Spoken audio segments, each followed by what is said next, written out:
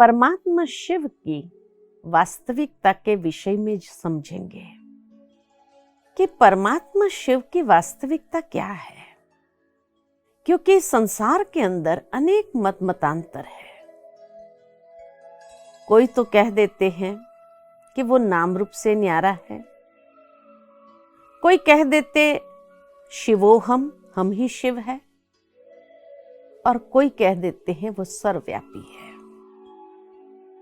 वास्तव में अगर देखा जाए तो ये तीनों एक दूसरे से भी कॉन्ट्राडिक्ट करते हैं, और ये तीनों ओपिनियंस होने के कारण, ये तीनों मतांतर होने के कारण कहीं न कहीं मनुष्य आत्मा भटक गए हैं, और इसलिए परमात्मा तक पहुंचना बहुत मुश्किल हो गया है।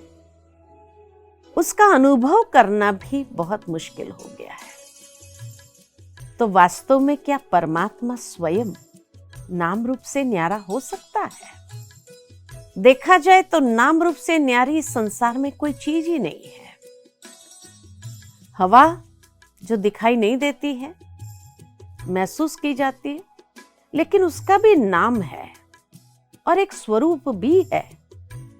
क्योंकि अगर एक चित्रकार को चित्र निकालना है तो वो बहुत सुंदर से तूफानी हवा या चक्रवात का चित्र निकाल करके दिखा सकता है कि चित्र को देखकर कोई भी इंसान कहेगा कि बड़ी तेज हवा चलती हुई दिखाई है, यह शांत प्रकृति दिखानी है कि जैसे हवा चल ही नहीं रही है, इतनी शांत प्रकृति है, वो भी दिखा देते हैं। तो जो हवा का नाम रूप नहीं है उसका भी एक स्वरूप दे देते हैं, उसका भी एक नाम दे देते हैं। तो परमात्मा स्वयं नाम रूप से न्यारा कैसे हो सकता है? हाँ, ये जरूर कह सकते हैं कि उसकी आकृति मनुष्य सदृश नहीं है। गीता में भगवान ने स्वयं कहा कि हे अर्जुन, मैं इन चरम चक्षु से देखा नहीं जा सकता, मैं मनुष्य सदृश नहीं हूं, लेकिन उसका अपना स्वरूप तो होगा। अगर वो परमात्मा है तो वो परमात्मा का दिव्य स्वरूप कौन सा है? तो वो परमात्मा का दिव्य स्वरूप जो अर्जुन ने साक्षात्कार में देखा, हजारों सूर्य से तेजोमय स्वरूप, अर्थात जो अनंत प्रकाशमान है, दिव्य तेजोमय स्वरूप है। नाम भी है सदा शिव, यानी जो सदा कल्याण करने वाले हैं। तो नाम सदा शिव और स्वरूप अनंत प्रकाशमान दिव्य तेजोमय स्वरूप। अब ऐसे परमात्मा शिव जो अनंत प्रकाशमान है, तो मनुष्य आत्मा ये कैसे कह सकते हैं कि शिवोहम, हम ही परमात्मा है? हम उस परमात्मा की संतान अवश्य है, लेकिन हम परमात्मा तो नहीं हो सकते ना। जिस तरह एक पिता और एक पुत्र, पुत्र पिता का अंश जरूर कहा जाएगा, लेकिन उसका मतलब ये तो नहीं कि पुत्र ही पिता बन जाए। वो दूसरे का पिता जरूर हो सकता है, लेकिन स्वयं का पिता तो नहीं बन सकता है। ठीक इसी तरह परमात्मा अगर हम सर्व का परम पिता है, परमात्मा है, तो हम उस पिता की संतान जरूर है। इसीलिए मनुष्य ने गाया त्वमेव माताश्च पिता त्वमेव, या ये कहते तुम मात पिता हम बालक थे। तो ये दोनों भाव, या तो तुम मात पिता हम बालक तेरे सही है, या शिवो हम कहना सही है। तो मनुष्य को यह समझना जरूरी है कि जब हम गाते हैं त्वमेव माताश्च पिता, या तुम मात पिता, मना वो हमारे मात पिता है, और हम उस मात पिता से भिन्न उसकी संतान है। तो शिवोहम कहना ये एक अज्ञानता है। मनुष्य जीवन में जब ऐसी अज्ञानता छा जाती है तब वो ये गलती कर बैठता है कि स्वयं को ही परमात्मा समझने लगता है। वास्तव में परमात्मा परम शक्ति सर्वशक्तिमान है और हम मनुष्य आत्माएं उसकी संतान है। हाँ, रूप एक जैसा जरूर है। जिस तरह मनुष्य का पिता मनुष्य है, पशु का पिता पशु है, पक्षी का पिता पक्षी है, तो आत्मा का पिता भी परमात्मा। अगर परमात्मा अनंत प्रकाशमान है, दिव्य ज्योति स्वरूप है, तो आत्मा का स्वरूप भी प्रकाश पुंज है, ज्योति पुंज है। इसीलिए तो जब आत्मा एक शरीर से निकलती है तो कहेंगे कि the light of the life has gone. जो इस जीवन का प्रकाश था वो चला गया। तो आत्मा का स्वरूप भी प्रकाशमान है, लेकिन परमात्मा परम प्रकाश है, अर्थात वो अपने गुणों में शक्तियों में सर्वश्रेष्ठ है। और इसीलिए आत्मा को शिवोहम कह देना ये महान अज्ञानता है। साथ ही साथ कोई समझते हैं कि वो सर्वव्यापी है, कण कण में व्यापक है, कहां नहीं है, जहां देखूं वहां तू ही तू है। अब ये कितना सत्य है? तो देखा जाता है कि क्या सचमुच भगवान कण कण में व्यापक हो तो कूड़ा कचरा गंध गटर सब में ईश्वर हो सकता है? नहीं। जो ऊंचे से ऊंची हस्ती है उसका स्थान भी इतना ही ऊंचा होता है।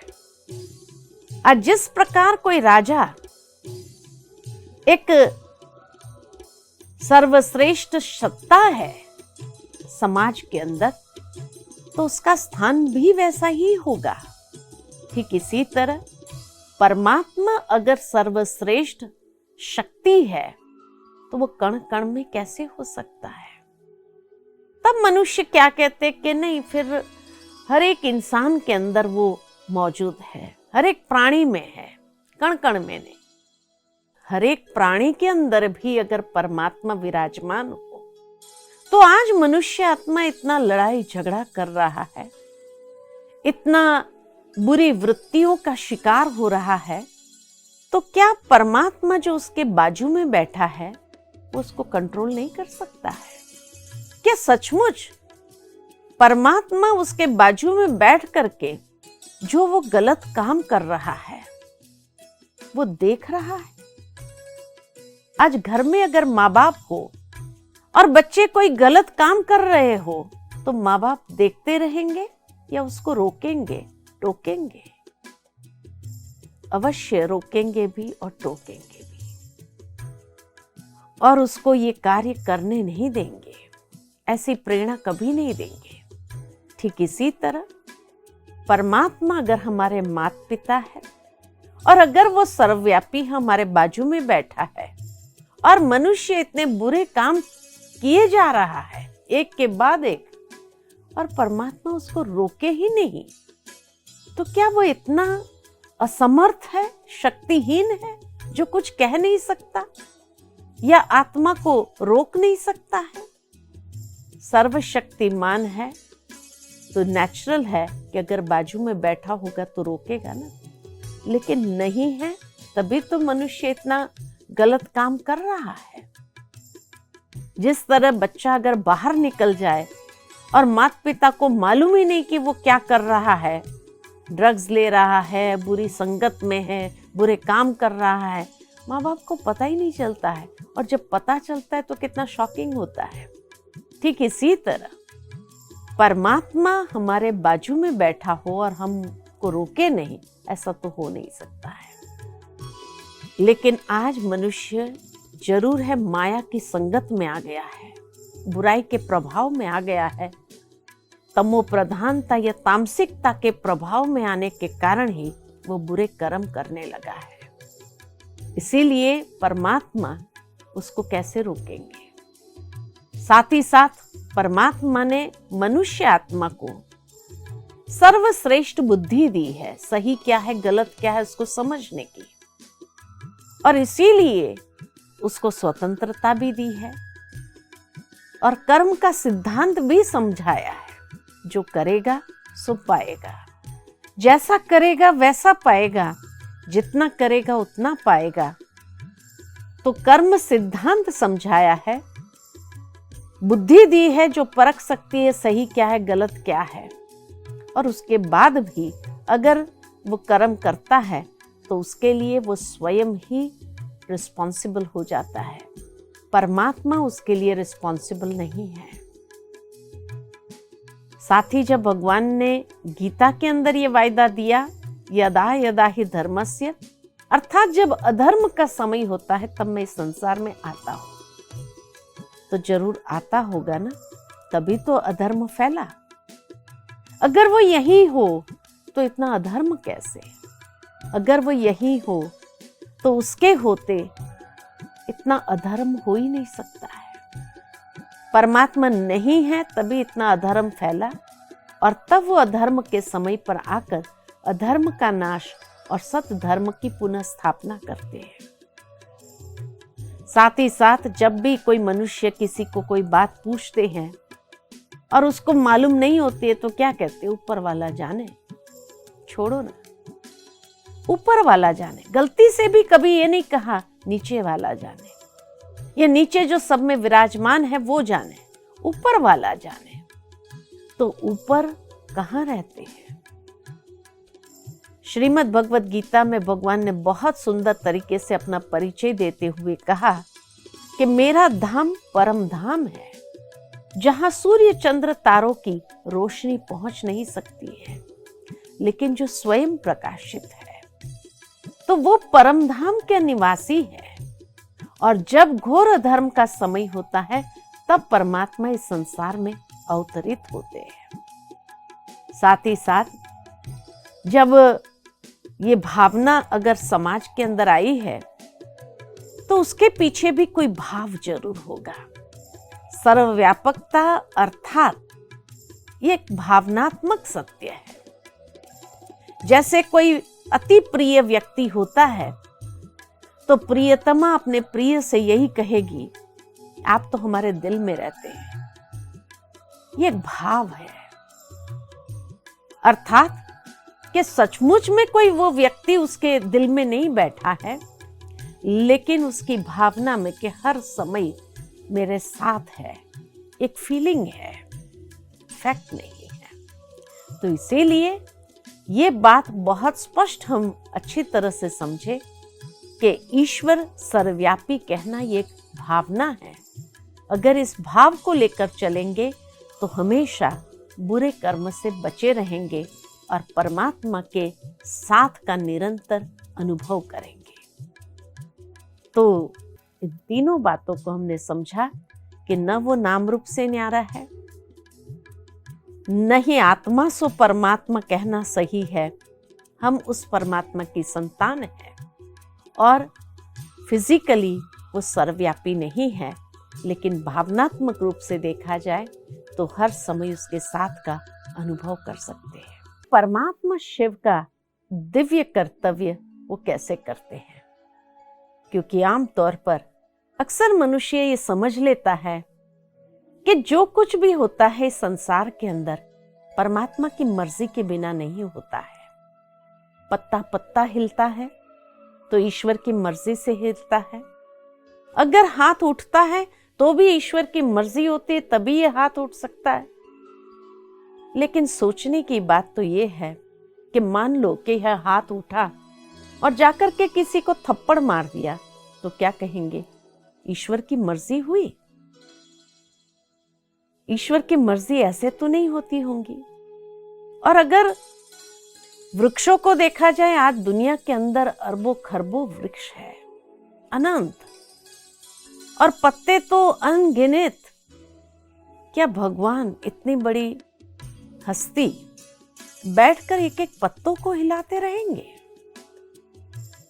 नहीं। कहा जाता है कि संसार के अंदर 3 सत्ता है, पुरुष, परम पुरुष और प्रकृति। ये 3 सत्ता से ये सारा खेल चलता है। पुरुष यानी आत्मा, परम पुरुष यानी परमात्मा और प्रकृति। ये तीनों के बीच में ये खेल चलता है। उसमें पुरुष और प्रकृति ये परिवर्तनशील है, जबकि परम पुरुष अपरिवर्तनशील है, अनादि सत्य है। तो ये तीनों के बीच में जो खेल है, उसके लिए भी कई बार ये समझा जाता है कि मनुष्य जीवन के अंदर जो दुख आता है, सुख आता है, तो भी यही कहा जाता, दुख सुख देने वाला तो भगवान है। अरे आज दुनिया के अंदर कोई माता पिता भी अपने बच्चों को दुख नहीं देते हैं। खुद दुख को भोग लेंगे, लेकिन बच्चों को सुख देंगे। कहा जाता है कि एक बच्चा छोटा होता है, बिस्तर गीला करता है, तो माँ उस बच्चे को सूखे में खिसका करके स्वयं उस गीली जगह पर सो जाती है। तो माता पिता कभी भी बच्चों को दुख नहीं दे सकते, वो सदा सुख देते हैं। तो ये तो परमात्मा है जो करुणा के सागर, दया के सागर है, जिसके लिए कहा गया दुख हरता सुख करता। जो दुख हरने वाले और सुख प्रदान करने वाले, वो दुख कैसे दे सकता है? लेकिन मनुष्य जो दुख प्राप्त करता है अपने जीवन के अंदर, वो उसके कर्मों का फल है। क्योंकि हर इंसान का जब इस संसार में जन्म होता है, तो ईश्वर से उसको 2 गिफ्ट जरूर प्राप्त होती है, और वो गिफ्ट है एक विवेक युक्त बुद्धि, जो सही गलत को बहुत अच्छी तरह समझ सके, और दूसरा स्वतंत्रता, कर्म करने की स्वतंत्रता। जिस तरह आज एक छोटा बच्चा होता है, माता पिता बार बार उस बच्चे को कहेंगे ऐसा करो, ऐसा नहीं करो, ऐसा चलो, ऐसा नहीं चलो, और वो सुन लेता है। लेकिन अगर वही बच्चा 16 साल का हो जाए और उसके बाद भी माता पिता उसको हर बात में डायरेक्शन देते रहे, ऐसा चलो, ऐसा करो, ऐसा नहीं करो, ऐसा नहीं चलो, तो बच्चा क्या कहेगा? अब इतनी बुद्धि मेरे में भी है कि क्या करना चाहिए, क्या नहीं करना चाहिए। अर्थात उसके बाद वो स्वतंत्रता चाहता है कि अब मैं कोई छोटा बच्चा नहीं हूं जो आप हर पल मुझे गाइड करते रहो। अब मुझे जीवन के कुछ फैसले अपने आप से भी लेने दो। इतनी समझ मेरे में भी आ गई है, यही कहेंगे ना। ठीक इसी तरह भगवान भी अगर मनुष्य को हाथ उठाओ, हाथ नीचे रखो, ये हर बात में अगर उसी की मर्जी चलती हो, तो मनुष्य भी भगवान से क्या कहेगा? शायद यही कहेगा कि फिर हमें बुद्धि क्यों दी है? अगर आपके मर्जी से ही हाथ उठाना है और हाथ नीचे रखना है, तो फिर हमें बुद्धि क्यों दी है? इसीलिए भगवान ने इतनी सुंदर विवेक युक्त बुद्धि दी और स्वतंत्रता दी कि अब तुम स्वतंत्र है अपने जीवन के फैसले लेने के लिए। लेकिन याद रखना, जो तुम फैसला लेगा या जो कर्म करेगा, उसका फल भोगना भी पड़ेगा। अच्छे कर्म का फल अच्छा मिलेगा, बुरे कर्म का फल बुरा मिलेगा। तो इसलिए मनुष्य के कर्मों के लिए भगवान उत्तरदायी नहीं है, न कर्म फल का संयोग भगवान रचते हैं। मनुष्य को स्वयं ही कर्तापन दिया गया है, ये अथॉरिटी दी गई है और कर्म फल का संयोग भी उसके जीवन के अंदर उस कर्मों के हिसाब से निर्मित होता है। तो इसीलिए हमारे कर्मों के लिए हम खुद जिम्मेवार हैं। दूसरी ओर जो कहा, प्रकृति के अंदर जो तूफान आदि आते हैं वो भी भगवान के द्वारा निर्मित रचना नहीं है। जो कई बार कई प्राकृतिक आपदाएं आती है तो कई लोग कहते हैं ये तो भगवान की मर्जी है, ये प्राकृतिक आपदाएं ईश्वरीय आपदाएं हैं। वास्तव में ये ईश्वरीय आपदाएं नहीं है। परमात्मा ने प्रकृति को भी ये स्वतंत्रता दी है और इसीलिए प्रकृति वायु के द्वारा पत्तों को हिलाती है। प्रकृति बहुत सुंदर स्वरूप से इस संसार के अंदर मनुष्य के सुख प्रदान करने के हिसाब से बनी हुई है। लेकिन जब मनुष्य आत्माएं ये प्रकृति का शोषण करते हैं तो नेचुरल है वहां भी एक कार्मिक बॉन्ड क्रिएट हो जाता है, जिस कारण से प्रकृति उस शोषण का बदला भी जरूर लेती है।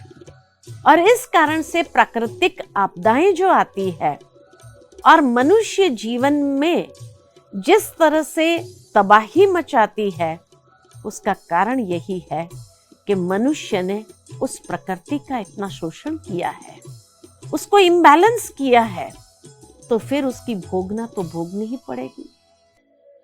तो इसीलिए परमात्मा ने मनुष्य को भी श्रेष्ठ बुद्धि दी है और प्रकृति को भी स्वतंत्रता दी है कि वो मनुष्य के सुख के लिए कार्य करती रहे। इसमें परमात्मा का कोई इंटरफियरेंस नहीं है। हम खुद ही अपने कर्मों के लिए उत्तरदायी है। भगवान हमारे जीवन में सुख और दुख, सर्दी गर्मी आदि के लिए उत्तरदायी नहीं है। शिव मंदिर के अंदर हमेशा शिवलिंग को गर्भ में दिखाया गया है और वह भी एक सीढ़ी नीचे उतर करके लोग उसकी पूजा करते हैं। बाकी सभी देवी देवताओं के मंदिर में जाएंगे तो हमेशा देवताओं को आसन पर बिठाया है, लेकिन क्या शिव के लिए कोई आसन नहीं मिला? भावार्थ ये है कि परमात्मा शिव जब इस संसार में अवतरित होते हैं तो वो जो अपना कार्य करते हैं बहुत गुप्त और निरअहंकारी होकर के करते हैं। जिस तरह दुनिया के अंदर किसी को भी आसन प्राप्त होता है तो धीरे धीरे उसका अहंकार बढ़ने लगता है, लेकिन परमात्मा के प्रति दिखाया है कि कितना निरअहंकारी है, कि उन्हें आसन भी नहीं है और एकदम गर्भ में जैसे नीचे एक सीढ़ी नीचे उतर करके उस ग्रह गर्भ में जैसे उसकी प्रतिमा रखी जाती है पूजा करने के लिए, कि ऊंचे ते ऊंचा जरूर है, सर्वोच्च शक्ति है, लेकिन सबसे निर्माण और निरअहंकारी भी है, जो अपने लिए उसने कोई आसन नहीं रखे, लेकिन इतना श्रेष्ठ कर्म करवाया मनुष्य से जो उसको देव स्वरूप में बनाते हुए उसको श्रेष्ठ आसन दे दिया। तो ये परमात्मा की महानता है। साथ ही कहा जाता है कि परमात्मा जब इस संसार में अवतरित होते हैं तो उन्हें कोई आधार तो चाहिए। तो हमेशा शिव मंदिर के अंदर देखा जाता कि बाहर नंदी रखा होता है और बताया यही जाता है कि नंदी के द्वारा ही ये नंदी ये परमात्मा का दिव्य वाहन है। इसीलिए नंदी की भ्रुकुटी के अंदर, भ्रुकुटी के मध्य में शिवलिंग की आकृति दिखाते हैं। भावार्थ यही कि परमात्मा शिव जब इस संसार में अवतरित होते हैं तो एक साधारण तन का आधार लेते हैं और उसकी भ्रुकुटी में आकर के बैठते हैं। लेकिन जो आधार लिया वो भी एक मेल का आधार लिया, इसीलिए बैल दिखाते हैं, जिसके लिए श्रीमद् भगवद गीता में भगवान ने कहा 7वें अध्याय में कि हे अर्जुन, मैं जब इस संसार में अवतरित होता हूं तो अति साधारण रूप में आता हूं, जिस कारण मूढ़मती मनुष्य मुझे पहचान नहीं सकते। कोटों में कोई और कोई में भी कोई विरला मेरे यथार्थ स्वरूप को जानकर, पहचान कर मेरी शरण को ग्रहण करते हैं। अब यहां स्पष्ट है कि श्री कृष्ण को तो कौन नहीं पहचानता, परंतु श्री कृष्ण का जब साधारण नर स्वरूप कलयुग में आ जाता है, क्योंकि अनेक पुनर्जन्म लेते हुए जब श्री कृष्ण भी नर स्वरूप में आ जाते हैं, तब वो साधारण स्वरूप होने कारण परमात्मा का दिव्य अवतरण उनकी भ्रुकुटी में होता है और उनकी भ्रुकुटी में बैठकर परमात्मा गीता का सत्य ज्ञान मनुष्य आत्मा को देते हैं और इस तरह से आत्माओं का शुद्धिकरण करते हैं। साथ ही साथ शिवलिंग के ऊपर 3 लकीर लगाई जाती है। भावार्थ यही है, जो आदि मध्य अंत का ज्ञाता है, जिसके पास तीनों कालों का ज्ञान है, जो त्रिकालदर्शी है, तीनों कालों का दर्शन कराने वाले। तो परमात्मा जब इस संसार में अवतरित होते हैं, अधर्म का नाश और सत धर्म की पुनः स्थापना करने के लिए, तो अधर्म का नाश करने का आधार है ज्ञान। तभी कहा जाता है ज्ञान सूर्य प्रज्ञा तो अज्ञान अंधेर विनाश। मनुष्य जीवन में जो पाप कर्म का कारण है या कारक है, अधर्म का कारक है, वो है अज्ञानता। तो वो परमात्मा जिनके पास तीनों कालों का ज्ञान है, वो इस संसार में अवतरित होकर के मनुष्य आत्मा को तीनों कालों का ज्ञान दे करके उसकी अज्ञानता को नष्ट करते हैं और इस तरह से अधर्म का नाश और सत धर्म की पुनः स्थापना करते हैं। आत्मा को अपनी वास्तविकता का परिचय कराते हैं, तीनों कालों का, संसार के तीनों कालों का ज्ञान देते हैं, आदि मध्य और अंत, और अंत के बाद फिर पुनः कैसे आदि होती है, इस चक्र का भी रहस्य उद्घाटन करते हैं, जिससे मनुष्य आत्मा जो पाप कर्म करके पतित बनी है, उस अज्ञानता का नष्ट करने से जब ज्ञान आता है, तो मनुष्य आत्मा के कर्मों में परिवर्तन अर्थात श्रेष्ठ कर्म करने लगते हैं। आत्मशुद्धिकरण उसका होता है ज्ञान से, और जैसे ही आत्मशुद्धिकरण हुआ, श्रेष्ठ कर्म करने लगते हैं, तो जो कहा जाता पतित से पावन बनते हैं। और यही पतित से पावन परमात्मा को के लिए कहा गया कि हे पतित पावन आओ, आकर हमें पतित से पावन बनाओ, अधर्म से सत धर्म की ओर ले जाने का कार्य करते हैं। और उसके लिए परमात्मा ने त्रिमूर्ति को रचा, ब्रह्मा द्वारा नई सृष्टि का सर्जन किया, क्योंकि जब आत्माएं पावन बनती जाती है, श्रेष्ठ कर्म करने लगते हैं, तो नेचुरल है अधर्म का नाश हुआ, तो सत धर्म यानी सतयुग के दिव्य स्थापना का कार्य परमात्मा ब्रह्मा के माध्यम से करते हैं। इसलिए ब्रह्मा को सभी वेदों का ज्ञाता बताया, सारे वेद शास्त्र उपनिषद पुराण सब उसके हाथ में दिए, अर्थात सारे शास्त्रों का, सर्व शास्त्रों का जो सार है, ज्ञान है, वो परमात्मा ने ब्रह्मा के माध्यम से दे करके मनुष्य जीवन की अज्ञानता का नाश किया। और उसके बाद ये पुरानी सृष्टि का महाविनाश करना बहुत आवश्यक है। तो शंकर का तीसरा नेत्र, यानी जब मनुष्य आत्मा का भी ज्ञान के दिव्य चक्षु खुल जाते हैं, जब वो अपने अंदर की रही हुई बुराइयां, जो कारक है पाप कर्म के, उन बुराइयों का नाश करते हैं। और इस तरह से जब मनुष्य आत्मा का ज्ञान का दिव्य नेत्र खुलता है तो आत्म साक्षात्कार कर सकता है और आत्मा अपने असली स्वरूप में शुद्ध है तो उस वास्तविकता की ओर आगे प्रयाण करते हैं और इस तरह से काम, क्रोध, लोभ, मोह, अहंकार रूपी विकारों का संपूर्ण नाश होता है।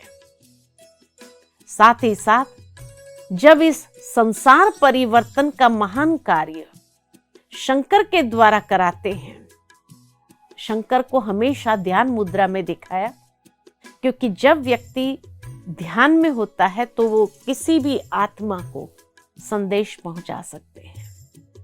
भावार्थ यही कि शंकर ने जो अपना कार्य किया वो प्रेरणा से किया।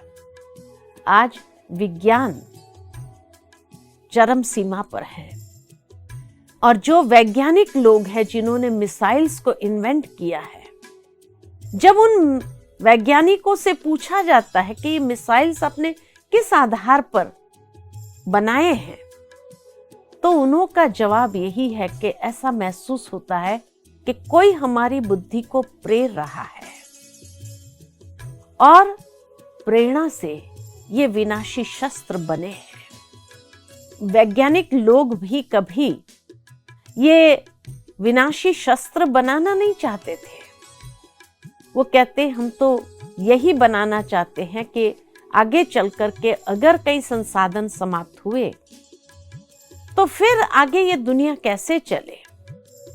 तो एक बहुत पावरफुल शक्ति है एटॉमिक शक्ति, उसका सदुपयोग कैसे किया जाए, उसका रिसर्च करते करते, उसका अनुसंधान करते करते कैसे वो विनाशी शस्त्र में बदल जाता है, मिसाइल्स के रूप में बदल जाता है, हमें पता ही नहीं चलता। तो ऐसा महसूस होता है कि कोई हमारी बुद्धि को प्रेर रहा है और इस तरह से विनाशी शस्त्र बन जाते हैं। तो भाव यही है कि शंकर जैसे जैसे समय नजदीक आता है संसार परिवर्तन का, तो संसार परिवर्तन के लिए ये विनाशी शस्त्र भी बना करके तैयार रखते हैं। और फिर उसके बाद जो नई दुनिया आती है वो विष्णु के द्वारा पालना कराते हैं। कराने वाला परमात्मा है, इसलिए परमात्मा को करण करावनहार कहा जाता है। और ये तीन मूर्तियों के द्वारा अपने दिव्य कार्य करवाते हैं। तो ब्रह्मा द्वारा सृजन का कार्य, विष्णु द्वारा पालना का कार्य और शंकर के द्वारा महाविनाश या महापरिवर्तन का कार्य कराने वाला वो परमात्मा है।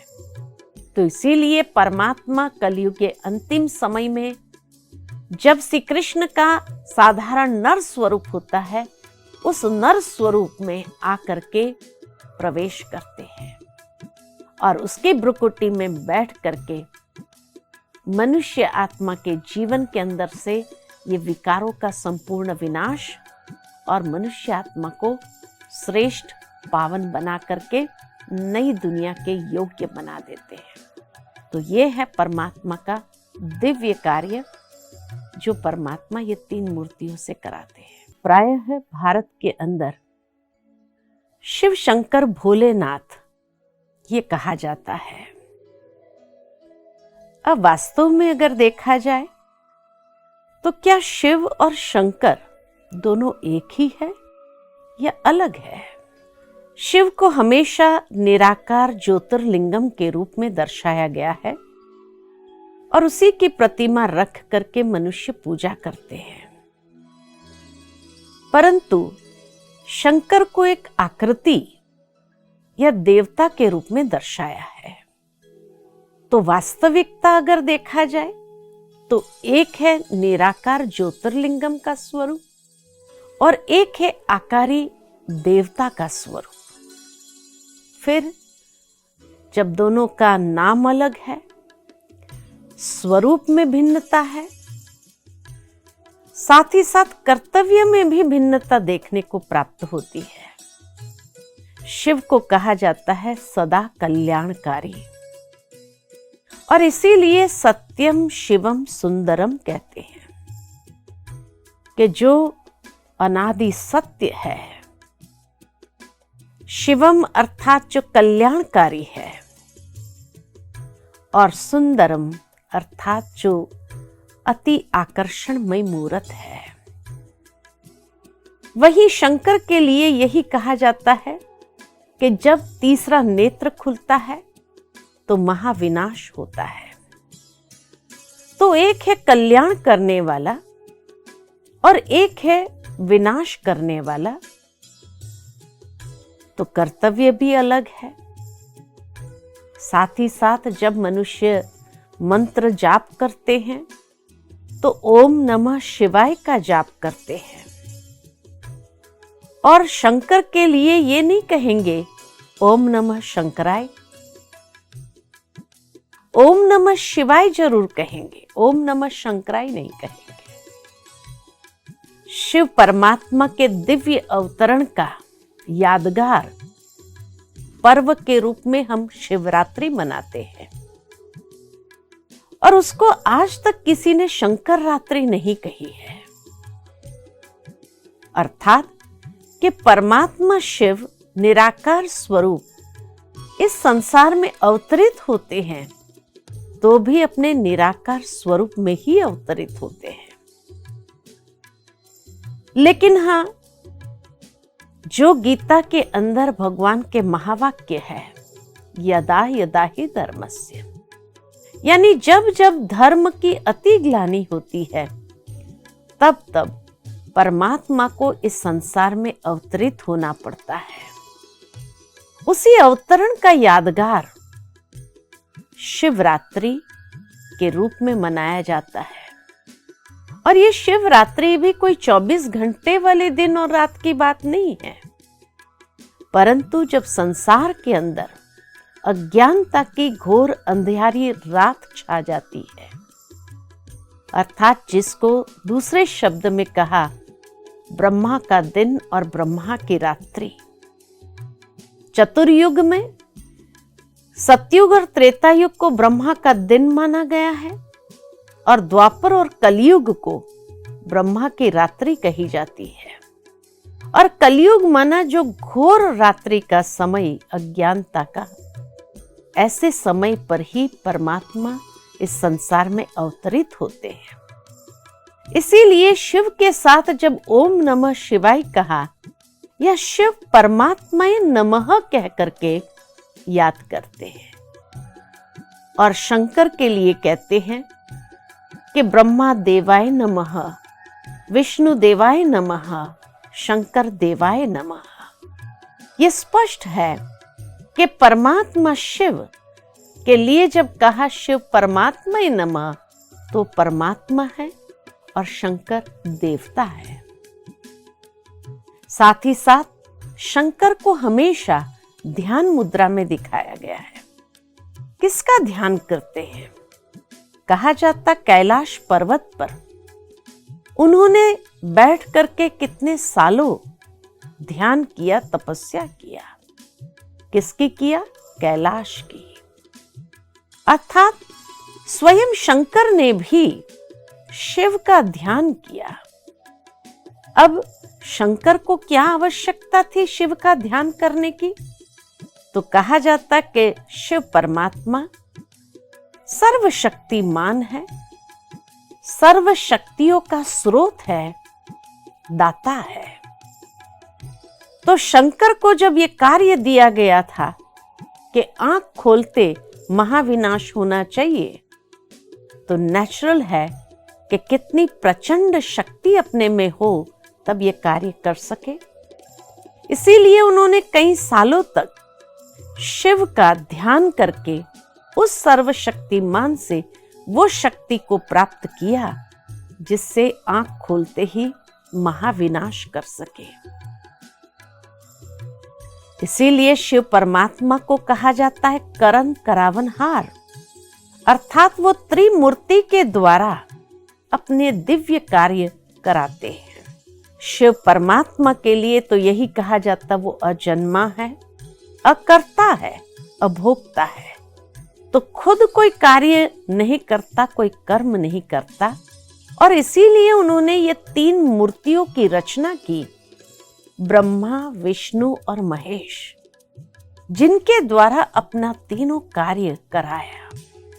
ब्रह्मा द्वारा नई सृष्टि की सर्जना का कार्य, शंकर द्वारा पुरानी सृष्टि का महाविनाश का कार्य, और विष्णु के द्वारा पालना का कार्य। कराने वाला कौन? वो शिव परमात्मा। तो ये 3 मूर्तियों के द्वारा उन्होंने अपने दिव्य कार्य कराए। जिस तरह दुनिया के अंदर भी अगर देखा जाए तो मिनिस्ट्री के अंदर एक डिफेंस का पोर्टफोलियो होता है, डिफेंस मिनिस्ट्री होती है, लेकिन वो डिफेंस मिनिस्ट्री का सारा कंट्रोलिंग, जहां प्राइम मिनिस्टर रूल है वहां प्राइम मिनिस्टर के हाथ में होता है, या जहां प्रेसिडेंट रूल होता है वहां प्रेसिडेंट के हाथ में है। ये नहीं कि डिफेंस मिनिस्टर अपने आप से कोई भी फैसला ले सके, नहीं। जब तक ऊपर से ऑर्डर्स न मिले तब तक डिफेंस मिनिस्ट्री अपने आप कोई भी कार्य नहीं कर सकते हैं। ठीक इसी तरह यही कहेंगे आज के युग के हिसाब से कि शंकर के पास भी डिफेंस का पोर्टफोलियो था, लेकिन शंकर अपनी मर्जी से नहीं कर सकते हैं। जब तक परमात्मा शिव का निर्देश प्राप्त न हो तब तक वह विनाश का महापरिवर्तन का कार्य भी इस संसार में अपने आप से नहीं कर सकता है कि जब चाहे तब कर ले। इसीलिए कहा कि शिव और शंकर दोनों में महान अंतर है। शिव के लिए हर एक धर्म में भी मान्यता दिखाई गई है। साथ ही साथ भारत के अंदर भी ये कहा जाता है कि जब अमरनाथ पर लोग जाते हैं तो अमरनाथ का महत्व क्या है, तो कहते हैं वहां शंकर ने पार्वती जी को अमरनाथ की कथा सुनाई थी। अब अगर शंकर स्वयं ही शिव हो तो यही कहना चाहिए कि उसने स्वयं की कथा सुनाई? नहीं, शंकर ने अमरनाथ की कथा पार्वती जी को सुनाई। तो जरूर है शंकर और अमरनाथ अलग है, तभी तो शंकर ने भी पार्वती जी को अमरनाथ की कथा सुनाई, जिसके साक्षी वो 2 कबूतर दिखाते हैं। भावार्थ ये है कि शिव और शंकर दोनों अलग है। शिव के ऊपर हमेशा 3 लकीर होती है। ये 3 लकीर अर्थात जो आदि मध्य अंत का ज्ञाता है, तीनों कालों को जानने वाला, उसकी पूजा में बेलपत्र चढ़ाए जाते हैं, अर्थात जो एक डंडी से जुड़ा होना चाहिए। भावार्थ यही कि ब्रह्मा विष्णु महेश के रचयिता है। खुद रचयिता होने के कारण ये तीनों उसकी प्रथम रचना मानी जाती है। तो शिव रचयिता है, शंकर उसकी रचना है। ये महान अंतर, और इसीलिए जब भी दिखाते हैं कि शंकर का परिवार अर्थात शंकर, पार्वती जी, गणेश जी और कार्तिकेय जी चारों मिलकर के शिव की पूजा करते हैं, आराधना करते हैं, तो वो उनके भी आराध्य देव हुए जिसकी पूजा उन्होंने किया। तो दोनों एक नहीं, अलग है। अच्छा, ओम शांति।